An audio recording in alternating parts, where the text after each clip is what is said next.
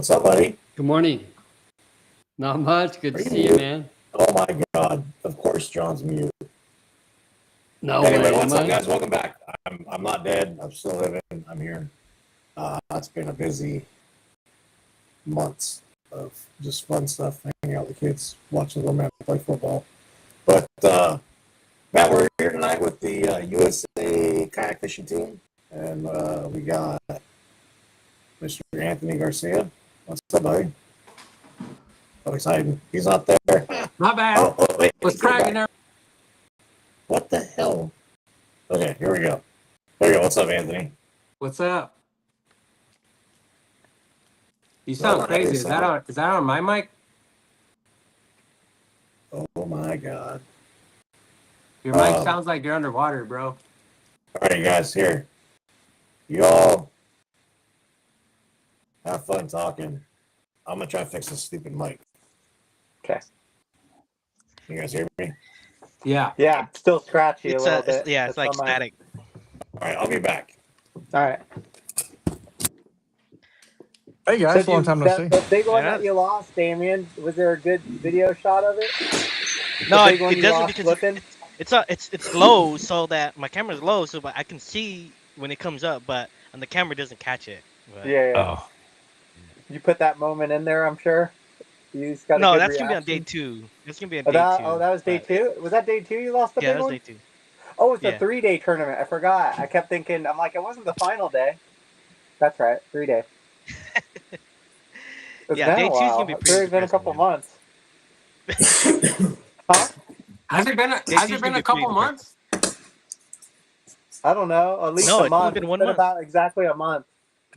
It's been a month, but Russ basically got home, got less than 24 hours of whatever, and turned around and went to Florida, right? Oh, yeah, that's right. I went all the way down there, and then I got sick.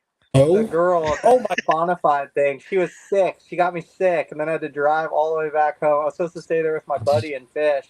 As soon as I drove south another 2 hours, and I got there, and I got sick. Huh? There's John. Hey, I made it back. James, oh my God. We can't see you, James. It's got to be John. He's trying to fix his. He's trying to bring his mic. There's some static. I think his headphones. I think were. Yeah. So I think he's getting some new ones. So hey, congratulations, guys, man! Way to represent. Live. Yeah. So day 1, you guys put a whooping on them. Day 2, you kind of tripped a little bit. And day 3, you showed them who the boss was. Yeah. Say, huh? Yeah, that's great news, man. You know, I kept looking online for information, and I couldn't come up with anything. And I did see Russ had some stuff on Facebook. I did see that. Appreciate that, Russ. Yeah, I think we all did. Richard was posting stuff, and we were just he's adding us all as like collaborators. Oh, okay. Yeah. So he did most of the work, and then we just collaborated on them. Yeah, it's just this interesting thing with the software that they use. There's no way to really stream it, right? So, I mean, I'm in essence grabbing the standings and then kind of creating our own post on Instagram and then just sharing that out as best we can. But I mean, day one was pretty good because I could flow really well with things that were going on, back at headquarters, so to speak. Day 2 and day 3 were just hectic to kind of get that same flow going. But kind of do the best we can to get the information out there. I think it's one of those. It's a takeaway that every country had is like, look, we've got to do something to get this, streamed, get that information out there on a frequent basis. Right. It's what we're used to in the U.S. and the guys in Romania are using similar software to what we use here, and so it's just something that organization needs to jump into. So, Richard, were you fishing as well? No, I'm there basically, aka the team captain, the delegate. Okay. In the event, one of these clowns decides I don't feel good today. Too bad you go fish.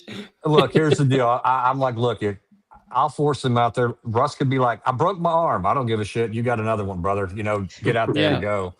Use your toes. Use your Yeah, feet. The use your Lake toes. Murray, Yeah. the Pan American ones at Lake Murray, I got sick. I got Yeah. the flu right before the tournament and had to have a sub come in for me on that one. Yeah. So you never know. Yeah, and so I mean, at the end of the day, it's just kind of trying to I say control the chaos, provide some oversight to the organization as well, just based on experience with with kayak fishing and tournament direction, all that kind of crap, and then and try to stay out of these guys' hair. Let them know when something's going on, but not stress them out. Which it seems like anytime I call them, even if it's something funny, they get stressed out anyway. Um, but I mean, that's kind of the deal for me is just sit back, put the team together, get the right, get the right guys that all have the right mentality, and bring home gold. That's the goal. Yeah, I watched Damien's video, and first time ever, Damien. Yeah, I happened? know, right?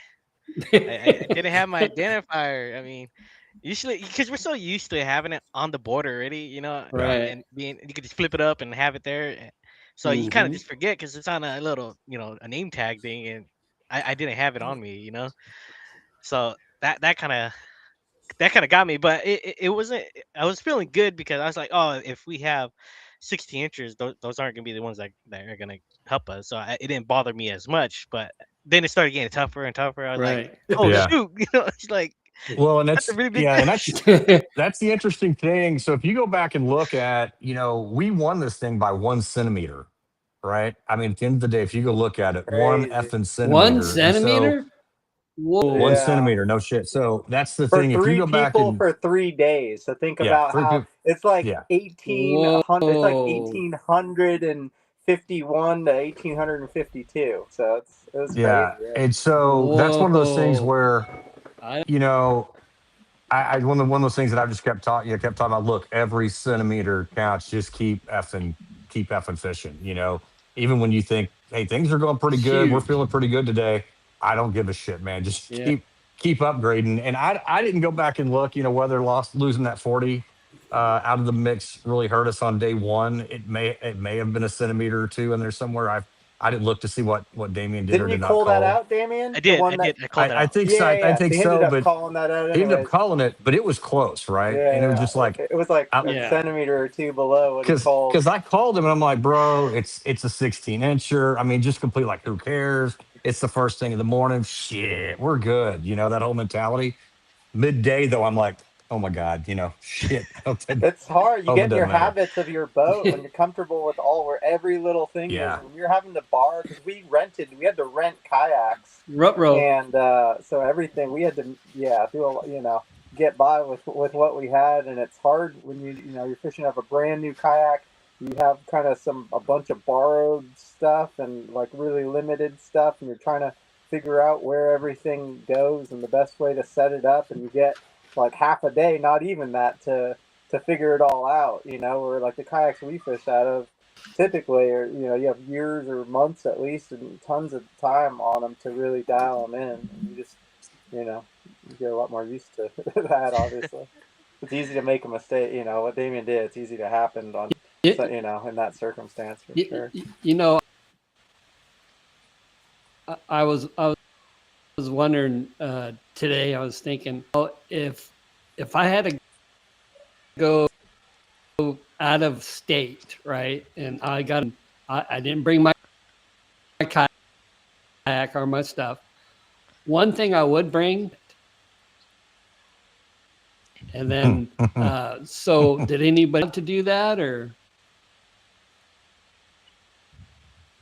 because the forward facing, you're allowed to do it. use it, And We did it in Italy. for That's multiple what we all different did. ways, Me, but Damien and Cody brought it to Italy. But this one, did you bring yours, Damien? I know me and Anthony didn't. I brought mine. But you didn't end up using it, right? no. That's right. Yeah, I didn't end up using it or installing it. It would require too much stuff to set up, and I needed the PVC for the rod holder too. So I mean, that was Yeah. one of the Did we check Walmart's PVC supply or like Chapala? We had to use our crate. Who wants to tell a story about the crates? That was cool. Oh. I think the best. I Saw mean, the you crate. get a clip of it in That was, yeah, you saw that was the pretty good. crate. Right. Yeah. I think I referred to that as slack attack. With whatever these guys could come up with. I don't know if Damien. Yeah. Yeah, Dual we got water bottle. two water. We I'm need a raw. We yeah. just got some like plastic, whatever. What type of container? Just Would that plastic be called? bins. That's A all I word. plastic bin. Yeah, just a Yeah. plastic bin, and then water bottles, and we cut the top and bottom off of it, and kind of plastic bins. double bagged them, and then Anthony had a good way to run the zip ties through. We just put them on the inside of the bins in the corners, and then cut little slits so we could slip zip ties around it to hold it in place. And Anthony kind of came with that little idea, and it being on the inside right there, and it worked out. I thought, all right, I was comfortable with it. So when you guys went to Italy, though, they gave you guys kayaks then, or did you have to do the same thing too? No, we got the kayaks, but they had no bins, and we had to bring our own life jackets. I forgot my life jacket, so luckily somebody there gave me one. And but we were really limited on. We had no electronic. All three of us didn't use electronics at all. Luckily, there was enough shallow water, brush and grass and stuff like that it wasn't really super necessary. Some of the other Mexican guys, there was some good offshore fishing too. It looks like it would just be all shallow water, but the Mexican guys were like cranking offshore rock piles and stuff. Yeah, and thankfully their bite died on day 3. I mean, to be honest, that's. We had a big lead on day 2. So how did it work with the team captain? Fish swam away, in the background? What was that? What's that? I say, as a team captain, you weren't fishing, right? You were just kind of correct. Keeping an eye out. So how's that dynamic work? Like, what was your job per se during the tournament hours? During the tournament hours, I am actually they've got the spot, their headquarters where you've got all the judging going on. They have a jury there, so if there's any questions, let's say that our team had an issue. I don't know. We'll go with the identifier issue, whatever. Something's wrong. I'm not allowed to weigh in on it, right? So they'll have 2 other countries that do that. Okay. And so you've got that going on, and then for me, it's just a matter of, kind of weighing in because they'll have questions that are, I guess, it's a little more in depth than just, hey, what about this fish, or hey, this guy's fishing over here. How do you guys do it in the States? That from that perspective. And so just kind of weighing in on that, and frankly, just making sure everything that's going on is above board, at the end of the day, and then communicating. And we talked about this a little while ago while you're in mic fix mode, but the other piece of it is, a lot of these guys, and to give you an idea, when we were in Italy, I was blown away with the fact that multiple team captains that were, back there, where I was, they're like on the phone with their guys all day. I mean, they are, what's the status? I got one guy, I'm not gonna bring up any names, but one guy that's like driven around the lakes, got his binoculars out, looking and seeing what his guys are doing. And I'm just like, my mentality is this: like, if I've got to do that kind of crap, I picked the wrong team. You know what I mean? And so my deal is just to make sure that anything that's going on that they need to know about, they know. And if they've got issues, they know they can get in touch with me, and then I'll run that stuff to ground. And a great example of that is, we had, pedal drives break on day 2, and, there's no motors involved, and, it's not exactly like these were the easiest kayaks to paddle either, but, and like the paddles didn't weigh like 45 pounds, but, shall I digress? Anyway, so it's just a deal of, okay, and then you kind of got to cross that language barrier as well, right? At some juncture, to make sure you're getting the stuff. And for the record, just because they bring you a pedal drive does not necessarily mean it's better. And I'll let Russ weigh in on that. It went from a regular kind of native style propeller, 2-bladed, longer propeller, to literally a motor guide motor prop, which was way smaller. So you went from like pedaling pretty like as hard as you can, but going at a speed like this and moving about 3.5 miles an hour or so, to then going as fast as you could, and you're going if you're lucky, like 1.5 miles an hour at most. So it's almost like getting like a 24 speed bike and being in like the absolute highest gear and like going on flat ground. That's what it felt like pedaling once we got our new propellers.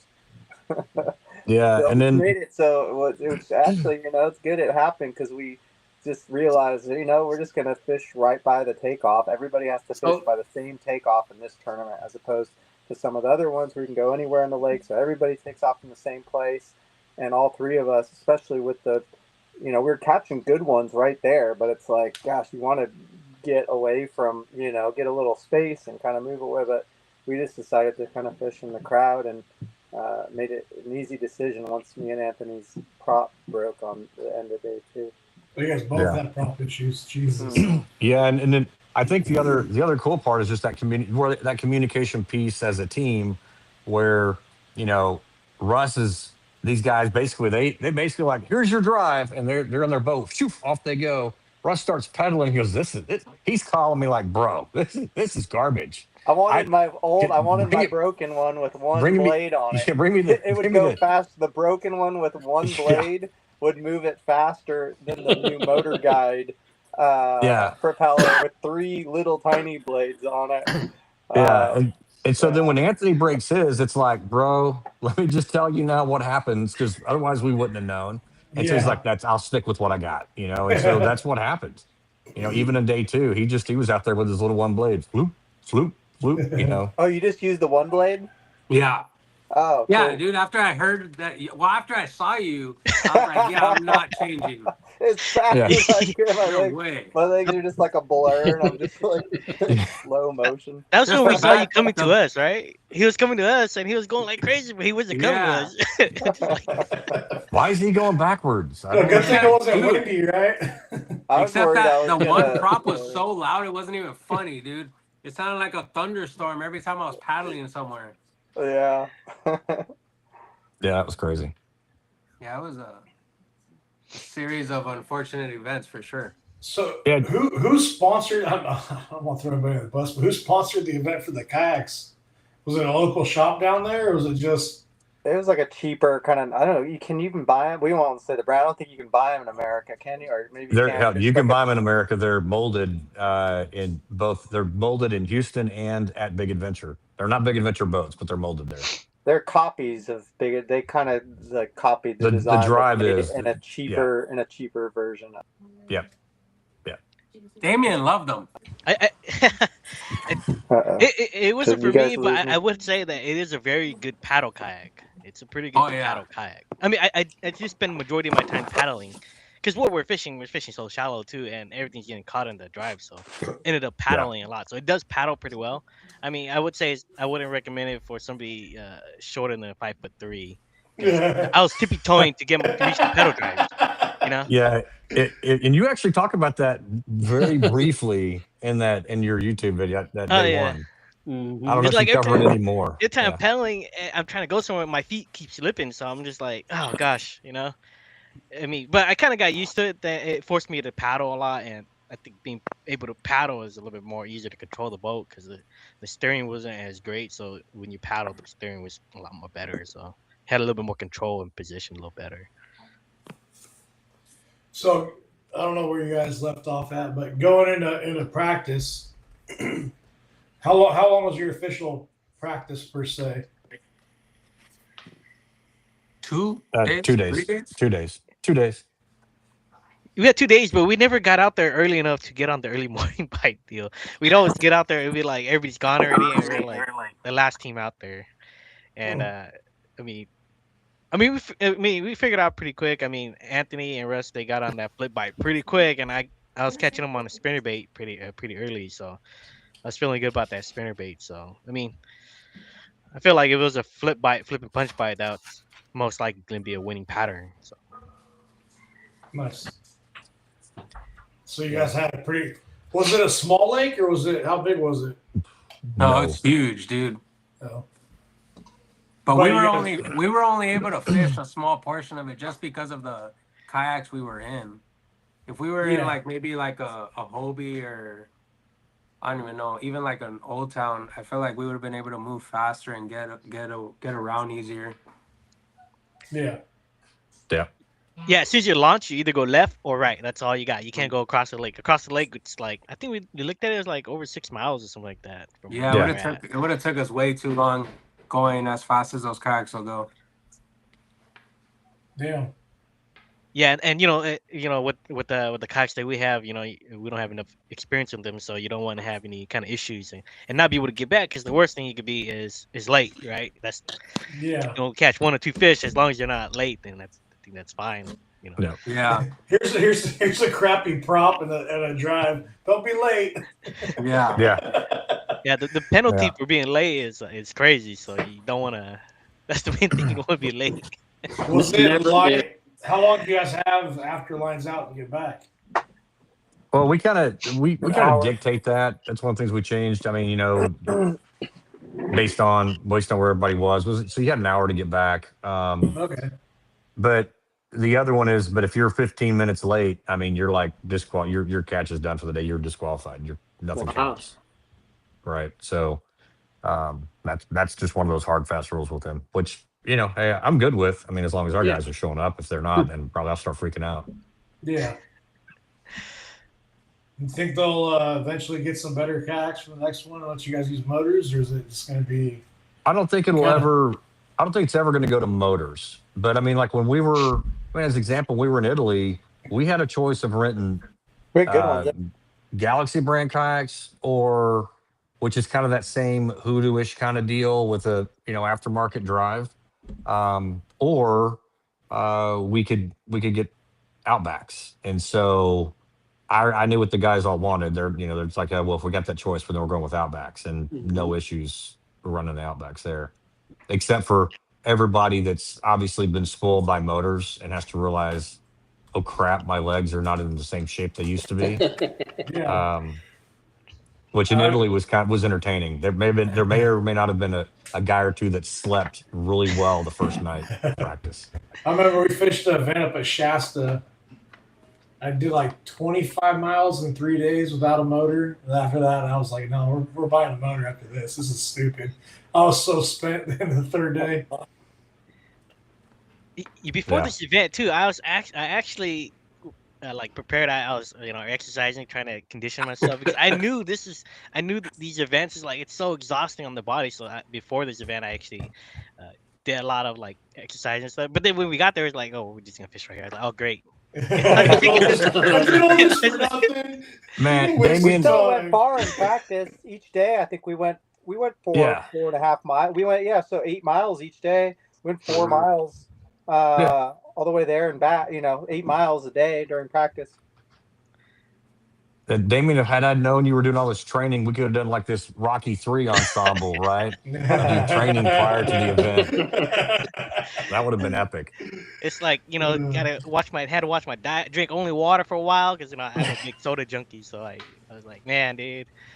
But it's okay though. It worked out. I mean, we just fished right there. I wasn't tired the 3 That's days. funny. Damien was putting in the work. Yeah. Yeah, because in Italy, man, that wrecked me. It just wore me out. So tell everybody, like, day one, how you caught them, day 2 and day 3. What was the key on day 1? Which one of you guys wants to go first? I don't even know what we caught him on day 1. I struggled on day 1. So day 1 for me, right? It went very smooth first thing in the morning. I started on a flat that Russ told me about, and where he said you caught him on a buzz bait where there's bait. So I started at that area. I didn't get any bites. But I was, Super shallow. yeah, so I was working down and I got to the area with a lot of brush, and that's when I caught some spinnerbait fish, and I got quite a bit of bites in there, and I saw Russ, and I kept going. I continued to catch him on a spinnerbait, but that first day there was a lot of bait in the general area, so it seems like wherever you're around the bait, there's gonna be a lot of bass. So I caught my limit pretty quickly there, and then once I caught my limit, I kind of left, went offshore, and then came back and started flipping, started catching them. But throughout the entire day, we were all calling each other and making sure how everybody's doing, or what the bite, because the bite changes so fast on that lake. So we just continue to call each other. If you figure out a pattern, you call each other to let each other know to jump on that pattern as soon as you can. There's a lot of those like little offshore, almost like eel grass type patches. Some of them were only like 10 by 10. Maybe the bigger ones were 50 by 50. Would you guys say that's about right? Yeah, they were small. They were kind of isolated. Some of them you had to go a little way. Sometimes you go within a few 100-yard area. There'd be a little handful, maybe 4 or 5, and sometimes you go like a half a mile without having any, and then there'd be a few more. So that last day of practice, we spent a lot of time because we were getting a lot of them just way up shallow, and the offshore grass thing wasn't really happening. But then the last day of practice, Anthony got on one little patch where he got like 5 fish in a row on a spinnerbait. And I'm like, man, we better like have some kind of idea of like where all these little grassy spots are. And that's because it was a good flip bite for me in practice, and that flip bite kind of died. And then we're more doing that offshore grass stuff, I think. Yeah, that grass really played, I think, on day 2 and day 3 for sure. And day 1, I mean, day 1 for me, I probably caught, I don't know, caught most of I caught a ton of fish. I caught like 80 fish or something ridiculous the first day, but I couldn't get any big ones. They were all small. And that grass was deep. I think the lake was down, like before we got there, they got a ton of rain, and the lake went up like 4 feet or something like that in a month. With that kind of lake, that's a lot of water. So all that grass that probably was in like 4 feet of water was now in like 7 and 8 feet of water. And most of the fish were positioned in the top, like maybe a foot or 2 down. They were suspended in the grass, maybe a foot or 2 under the surface. So, but a chatterbait wouldn't work, which is crazy because you think it'd be perfect conditions for a chatterbait, and like nobody got them on a chatterbait. Wow. But I was swimming a little Z-Craw, and then Anthony, I know what was it that you're using? The missile baits, D-bomb. Yeah, the D-bomb, yeah. So kind of like creature baits like that is what we were throwing with light weights and kind of popping them through the tops of the grass, like from about a foot to where you lift it up to where you could just barely see it, and then let it drop maybe to 2-3 feet, lift it up, and it was kind of an interesting technique. I've never really done that before, I don't think, in like deep grass, but fishing suspended fish on the surface. Were the mats like an umbrella, or were they sticking up?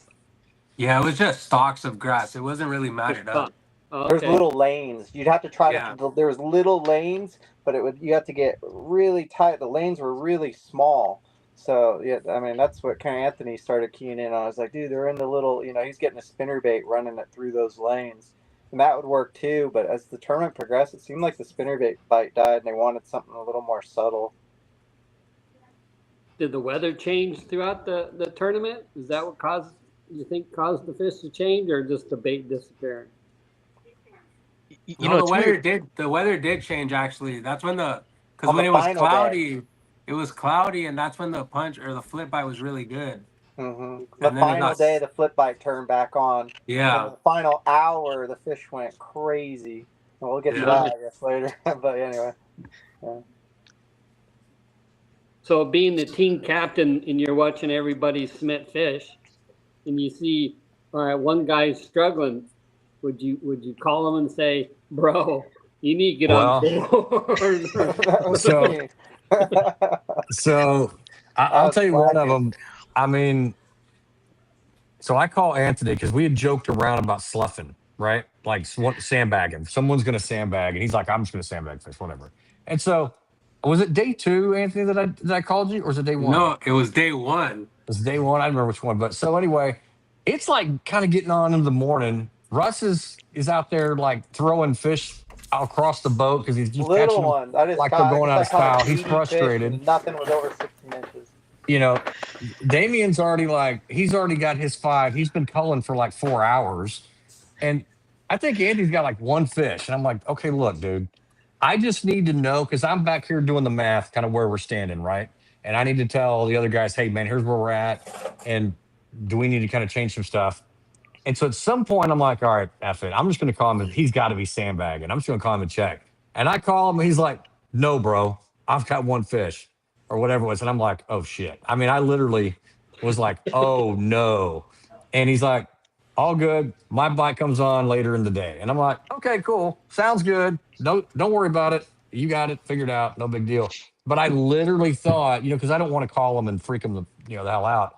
But I literally thought I was going to call him and he's going to tell me, bro, I've got da-da-da-da-da-da-da. And I was going to just sit back like this, for the rest of the day. Like, watch this, suckers. They're coming in late. That did not happen. We Or it didn't happen the way I thought it did. Went like crazy. Yeah. But sure enough, I mean, he got on a bite. But I think the other piece of it, like they were talking about earlier, is just being able to communicate with one another, right? And that's that other piece of it that's with when you're doing this format is what's different is it is a team, it's a team sport, and it's about the team winning. And so when you have one team, it's real easy. All three of you guys just go out and freaking just slay it all day. You got two teams, it gets kind of different because not kind of, it gets different because if one team is doing better than the other one day and then they swap positions, well, then they're fighting against each other, right? So that's something that a couple of these countries have had to deal with. And from the reasons that when we only have one team, we haven't had to, thankfully. Because I literally watched another country on the third day tell the team that was doing the best that day they needed to back off because they were going to take points away from the other team and it would affect the overall rankings. And I just go back and think how any of us would feel if someone picked up the phone and said, I need you to stop catching fish. Let alone it was a 16-year-old kid that they had to tell to do that. I wasn't going to bring that shit up, Russ. I was going to leave that alone. How could you tell me? Yeah. I mean, it'd be hard enough for me. I'd be like, what are you talking about? Yeah. Yeah. I just like, yeah, me sure, at I'll do 16 that. years old. Yeah. Yeah, so that's one of those things that like when we were at the Pan Am, we had we were able to fish three teams, and I didn't have to worry about it just because the way it all played out, the way our teams were fishing. And I'm not saying I didn't care, but that's kind of the deal because I fish, and so I know what that's like to be out there. I don't want anybody telling me, hey, you need to slow down, you need not catch any fish. These guys know where I sleep. I don't want to die at night. Yeah. So I didn't travel all the way down here to not go catch fish. Like, yeah, a lot of times, like at the end of the tournament, Damien was on fish, and Anthony. I mean, I don't know if you want to jump ahead to all that, but yeah, he literally is like, "Here's the fish, you guys." And the last half an hour, I went there and culled out one, and Anthony got his fifth and made a cull or two as well. And it was literally, but Damien knew he already had 5 good ones, and he knew there was going to be more benefit to the team if me and Anthony caught a fish than if he just continued to catch ones that weren't as meaningful to the team. Yeah, So, and you think about it. There's all this strategy and all this teamwork and the calling. I thought it was really cool. Yeah, being able to do that. Yeah. And you think about it too, to go back to it, we won by 1 effing centimeter, right? I mean, at the end of the day, that's what it was. And so I think at every turn, if it wasn't for Damien saying, hey, to me and Anthony, hey, get over here and fish that spot, I made a 4-inch coal or a 4 centimeter coal, and Anthony caught his fish. I made like a 20 centimeter coal. Yeah, it was huge. So that never would have happened. That just goes to show, like, just the teamwork side of things and how selfless, Anthony was that Damien was to, say, hey, this is what's best for the team. You guys fish this. And I thought it was really cool how it played out the way it did. Or fish near him, even in a tournament when he's by himself, you see him, randomly see somebody's video. Hey, Damien, you care if I fish here? He's like, dude, I don't care, man. Like, whatever, dude. I'm still gonna kick your ass. Just park right next to me and let me show you how to do it. He's like, I don't care. The team aspect thing is really fun. You can be extremely honest with each other and get a really good understanding of what everybody's doing. I believe on day 1, Russ had called me and we talked, and he said he was catching all these fish fippling the offshore grass and just keeping the bait really high to the top. As soon as he said that, and he told me a half-ounce weight, and I went to half-ounce. First patch I pulled up, and I caught a 17 in doing that. It was like the first flip kept it high, and I caught a 17. I was like, oh, man, thanks, Russ. I was like, got me a good call right there, Yeah. So, because before I was just pitching it and let it sink to the bottom and hop it around the bottom, but like most of the fish that we have been catching have been right on the tops. Like if you're burning a spinnerbait through, if you're going through a lane and it crashes to the top of it or goes over it, that's when you get the blow up. It was never like really low to the bottom.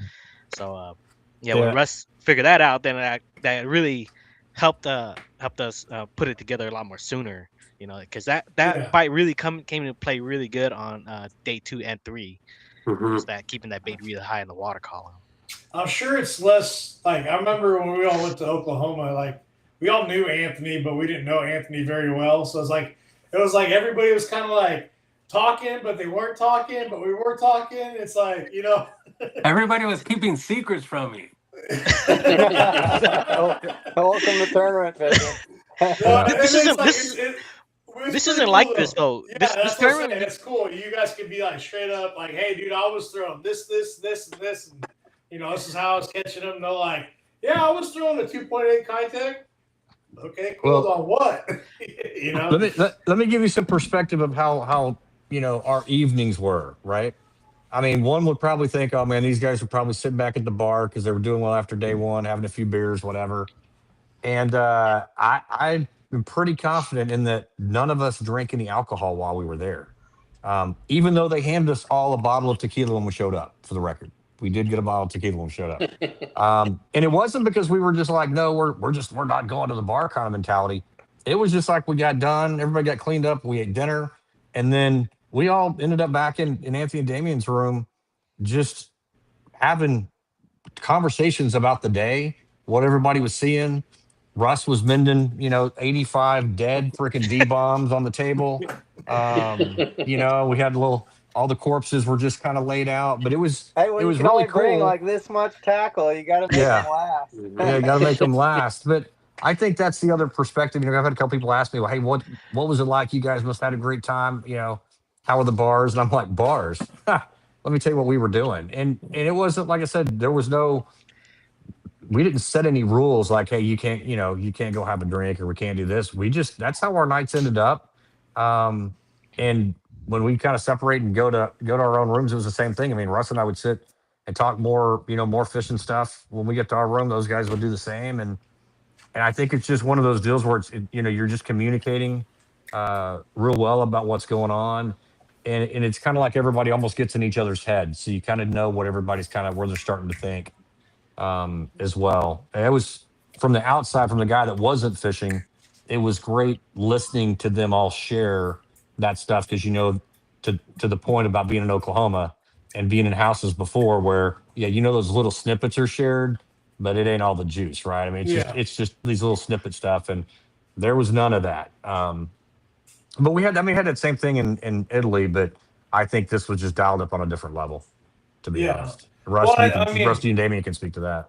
Well, I know, like, Anthony was in the house with Damien and I in Oklahoma, so they've always had a trip, together. And then I know you guys have traveled together before too, right? You and Damien, Russ? Yeah. Just Italy, when we went to Italy. So I think all that. Oh, and Lake Murray. You stayed with us also when we fished the Pan American ones at Lake Murray. We had a big group at that one. I think that makes a huge difference too. Like already knowing the guys you're fishing with and having that knowledge, already. So we all know, kind of know each other's strengths and weaknesses as far as what you throw and what you don't. So. Yeah, and it's good that everybody kind of brings like a different fishing style, so that, but fishing with Anthony and Russ, so talented, so you guys can adjust so quickly. So if somebody introduces something, you guys can already do it. So, say flipping or throwing an eco rig or something, having all that just already in the package, and you can adapt extremely quickly on the go. Yeah. It was just so cool. It's just, all this intel being shared and really trying to win that gold. I mean, we fell short of medal in Italy. So man, really wanted to win the gold this time. We've won it in the U.S., but to go to another country to win it, man, that's something crazy. Mm-hmm. Did you bring your big old swim bait, Anthony? That monster bass one you got? No, I was, but I didn't want to lose it down there, dude. I don't want them to say like I can't come home with it. Like they almost did with Damien's rods. Which one is it? The Depth's codename bass. I already knew which one it was. Yeah. That's my baby, dude. Yeah. He sleeps with that damn thing, Russ. He takes the hooks off of it at night and cuddles it. It's big enough he could cuddle that. Dude, I've gone swimming twice for that thing when I got it snagged. Oh, man. You went swimming? Yep. Oh, yeah. How cold of water would you jump in after that thing? I'll go in Clear Lake right now, dude. I don't care. 49-degree water? Yeah, I'll go in friggin' ice, like freezing temperatures for that thing. Crazy. They're just so hard to get, bro. It's not even funny. Fishing this lake is it was pretty unique because you see a lot of what the locals do, like a lot of the nets out there. Yeah, it's a ton of nets. And like in good fishing areas, there'll be a net there, so you're just kind of like, oh man, it's a good area. Gill nets? What kind of nets are those? Yeah, the gill nets. Yeah, gill nets. Yeah. I believe it was like the first cast on the first practice day. I cast it, I hooked into it. I was like, oh gosh, this is gonna be a rough day. And then your prop would get stuck in it. I got my prop stuck in it. I had to cut up the whole net. Are they catching tilapia, or is that what they're trying to do? I think they're just catching everything. You go to some and you see dead tilapia, but we'll take anything we get. To Anthony's point, yeah. That's what the bass were feeding on the last day when it went crazy. The last hour, they started busting everywhere. And then a lot on little silver side type bait fish. But then I saw some tilapia getting chased too. That's what the bigger ones are eating, I think. Yeah, I think the other thing these guys did that was, just kind of that, before we ever went down there, is just really doing some good, decent study on the lake, and then making the decision like, hey, we're thinking we're probably not going to go with electronics. This is going to fish a lot like these bodies, ice, Clear Lake or different bodies of water, and with that mentality, we're feeling pretty good about the following techniques. We're not going to stress out about the electronics. And I think that was another key benefit to what they were doing, because they just said, yeah, whatever, we're gonna wing it. How much info was there on that lake, like to look at? Was there a bunch? If you speak Spanish, I think you get a little, or you understand it, maybe not speak it, but you understand it, you could probably get a little more. But I would not pull a Days of Thunder, the coverage is excellent kind of mentality with it. But you can decipher, I know you guys can speak to this. For me, I could decipher enough of it from just bits and pieces you could find on YouTube. You can definitely see what colors and what kind of, what creature baits they're throwing that seemed to be decently successful, which was enough for, I think Anthony and I talked about it right off the bat, and it was kind of like, we were talking about batteries and all those stuff. And he's like, bro, I'm thinking about taking anything. And I was already on that same page. Like, I think we're fine. I think I would just be flipping, and basically all the techniques that we ended up using with, for the most part, I think with the exception of a flashy swimmer, we never discussed that, but everything else we had discussed, and it all played out one way or the other. What was the water clarity? 2 inches. No, more than that. I don't know, dude. It was like chocolate milk. It was like a foot. It was no, it was not that. No, it was a foot if you fish offshore grass. It was next to the grass it was clear. Yeah, that grass kind of filtrates it. Yeah, but if you're in the from 6 inches to like a foot and a half was maybe the clearest, and like 6 inches was maybe the dirtiest. Wouldn't you guys say? So I think it's dirtier than that, man. Yeah, bro. Really? Dude, like I would just put my D-bomb in the water, especially that grass that was in front of that white boat. That grass was dirty, dude. Yeah. I think Russ is having one of those white guy things, where 6 inches. It was 6 inches.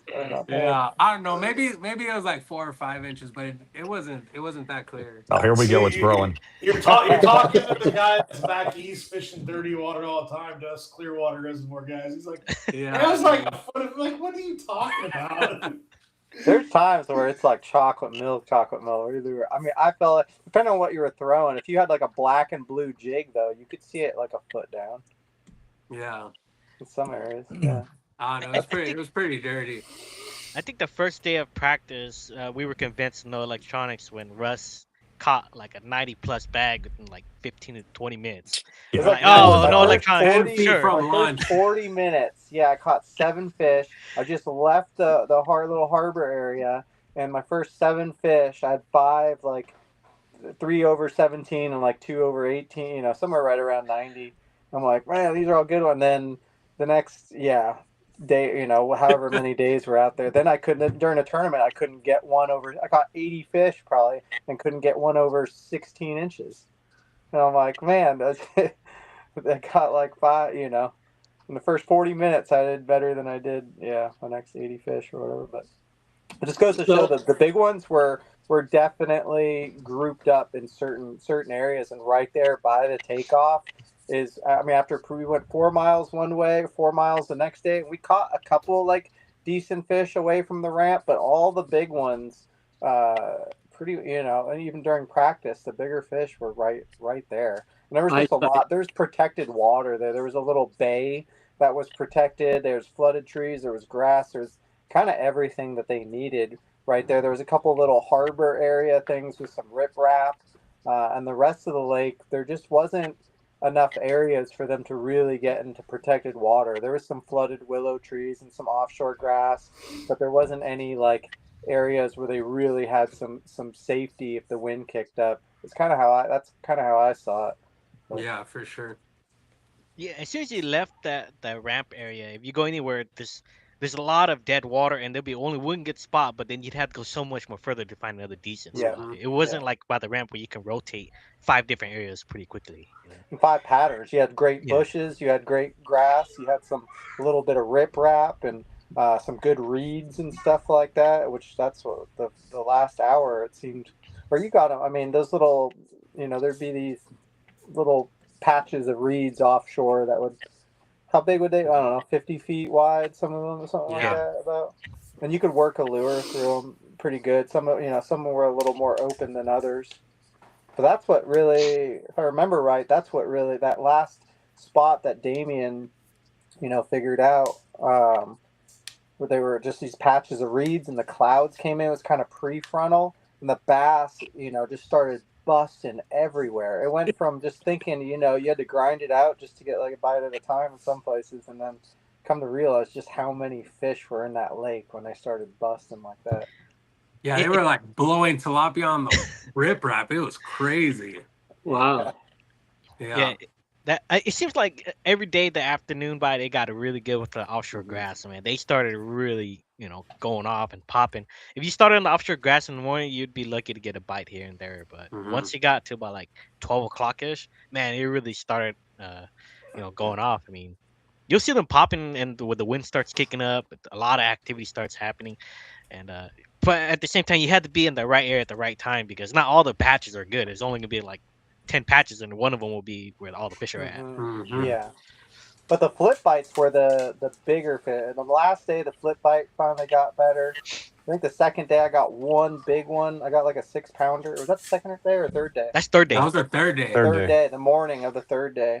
Yeah, the flip bite finally turned on that third day. We got a couple bites doing it on the first 2 days, but once those clouds came in, the flip bite got better, and we got some better fish too. Nice. What was the biggest fish you guys caught while you're down there? I think Russ got the biggest. Yeah. It was like a just under 21, like 20 and 3/4 maybe, but it was super fat. It was like 6 pounds. Yeah, thing's fat. Wow. All of them, they're built like Clear Lake fish. They're all short and stocky, and they got shoulders on them. Nice. It's like like a good fish is like 16 inches. That's like a pretty good fish. Yeah. And like a 17 inches is a really good fish, because those are pretty hard to come by. And anything over 19 is like a 10-pounder. Yeah. Yeah, that third day was pretty was pretty kind of, I guess, going into it, was pretty rough, because we were behind, so I think 13 or 14 points. We were sitting in fourth, and it was a pretty hard to come back from, especially if you see what the Team Mexico did. They slaughtered them on day 2. Day 2, like, yeah. gosh, man, if they keep that momentum, man, it's gonna be hard to catch them, or I mean, but it kind of gets in your head. But it's good that Anthony's there, because he's always like, "Oh, we'll catch him. We'll catch him. We'll catch him." He's always like, "We'll catch him." I think that video that I shot on day 3, the morning of day 3, just as you guys getting ready to go out, right? I mean, it just kind of spoke to the attitude. You guys were everybody. It wasn't obvious that anybody was stressed. It was more like, here comes the U.S. team, and they're completely laid back.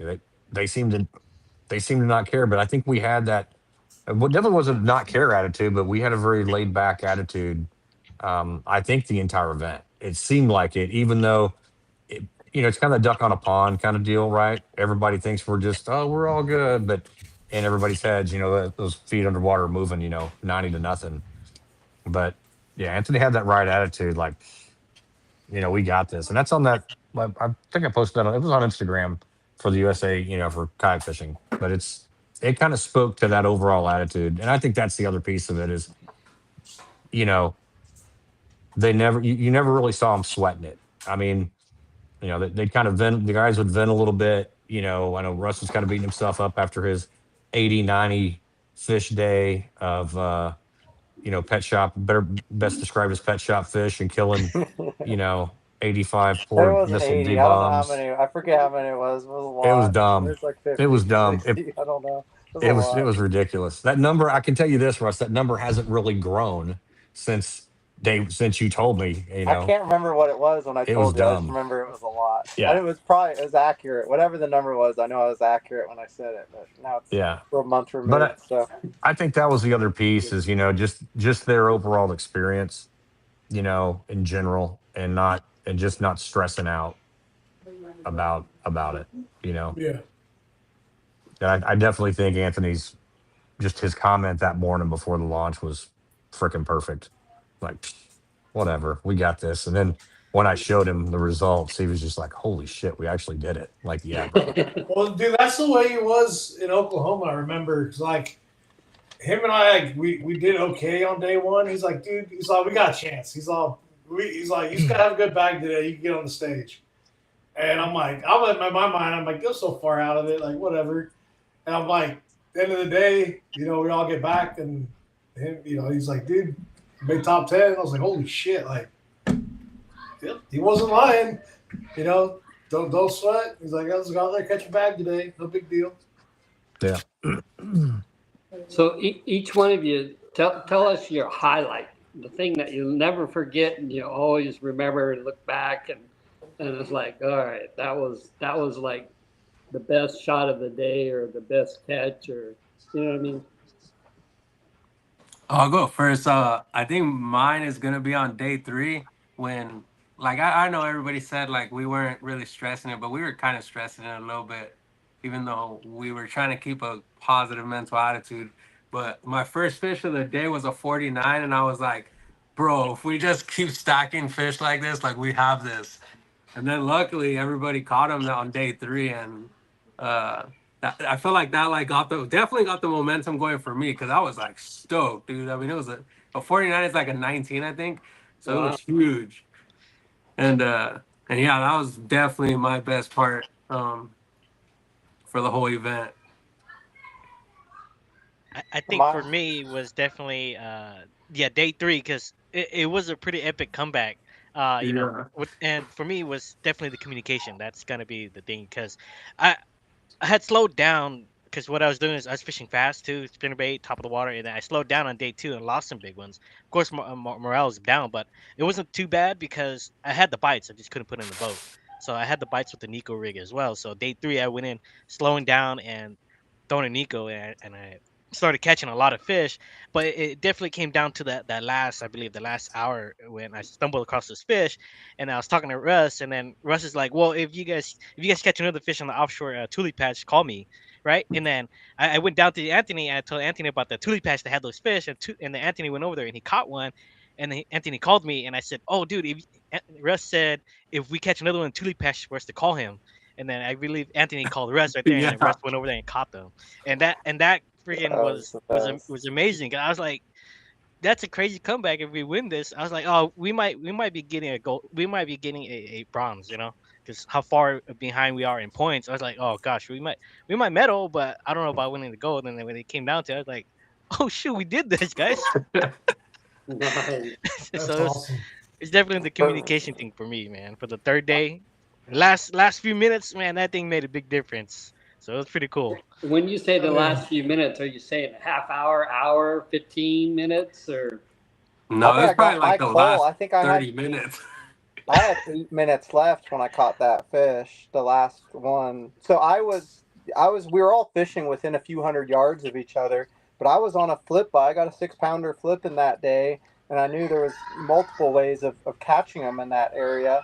But I was getting big fish flipping, but it was kind of dying off. And like I said, me and Damien were talking, and I was literally I was thinking about running to another patch of trees. This is with maybe 45 minutes left. I was thinking about running to another patch of trees, and then Damien called and said that, and I was like, oh, all right, I'll stay. I'm gonna wait. I'm like, all right, just give me a call if you get one. I wanted to get another 10 minutes to make the decision, and then some guy cut me off pretty bad, and then I was like, well, I can't fish these trees anymore. And then Anthony called, and then I think it was just all made to happen the way it did, because it was really memorable. I'll never forget. I've been doing a lot of tournaments but that's a moment where just the way things played out was really it was like it really felt like it was like meant to be, or it was just a really coincidental series of events.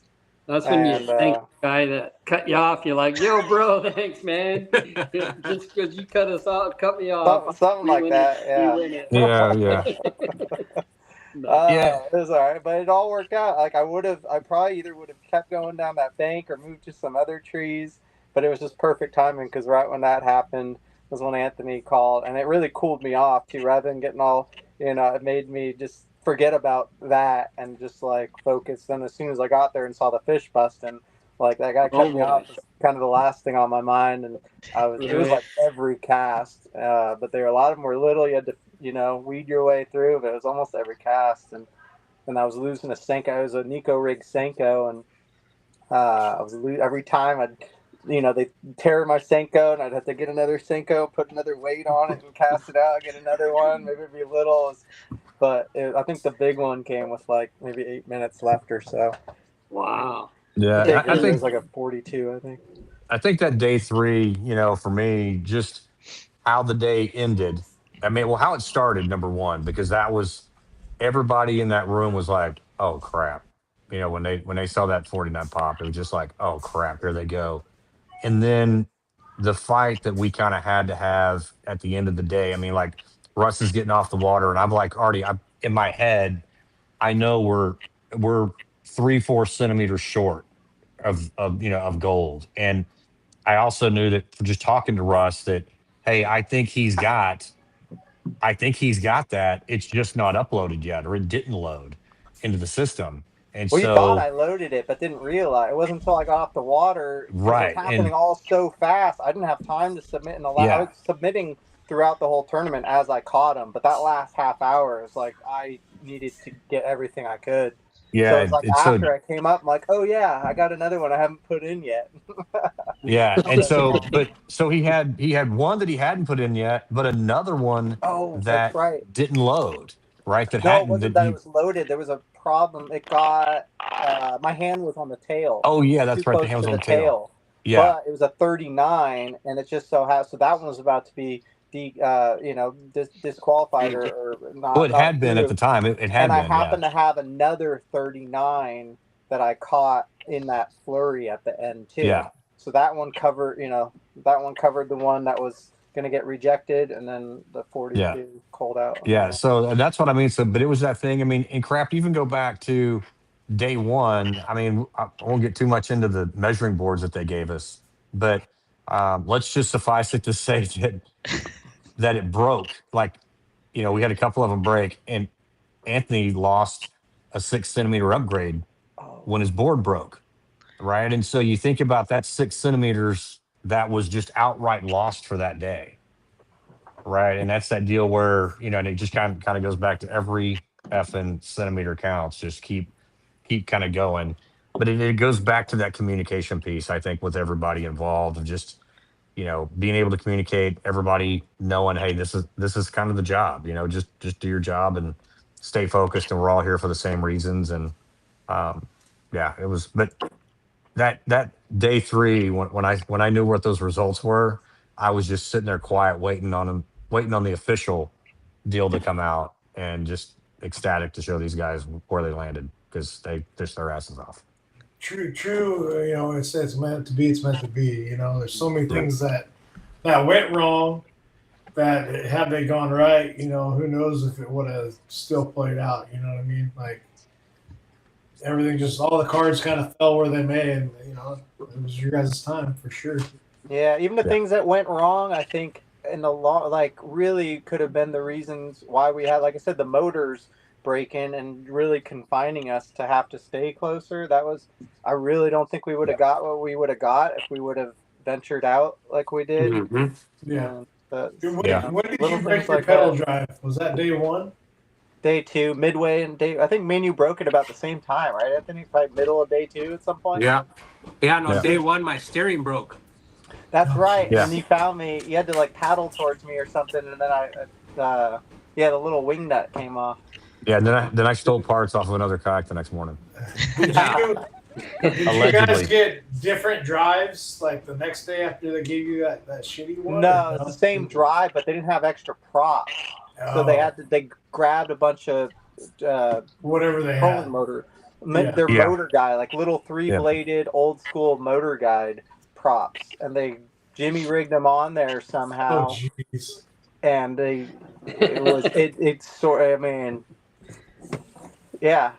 working. I guess. Yeah, after you guys all broke your guys' prop, I had to be careful. I was like, every time I hit a piece of ground, pull it up, fix it off, and clean it all off. I was like, I gotta be a little more careful now. I get caught up in the grass and I get frustrated, so I just try to power through it, and then it lifts. What happens is when it does that, it lifts the whole prop up and it hits the boat. I'm pretty sure is how I broke mine. I got caught up in the grass. I tried just doing it like really hard, and it just went. I went boom, and then it just like, then it was broken. Oh man, right on, guys. I appreciate y'all coming on. I know Anthony's busy getting ready for a little derb coming up. Good luck this weekend, dude. Thanks, man. We'll be rooting for you. But I don't know what's going on next week, guys. I'm sure there may or may not be a show. We'll figure it out. I'm trying to get back in the groove of it. But congrats, y'all. Yeah, congratulations. Great job showing down there. That's awesome. That's it's a cool story how everything's played out the way it did. So appreciate you guys for jumping on. Yeah, definitely. And dude, we'll catch you guys next week hopefully. So stay tuned. Later. See you guys. Later. Thanks, fellas.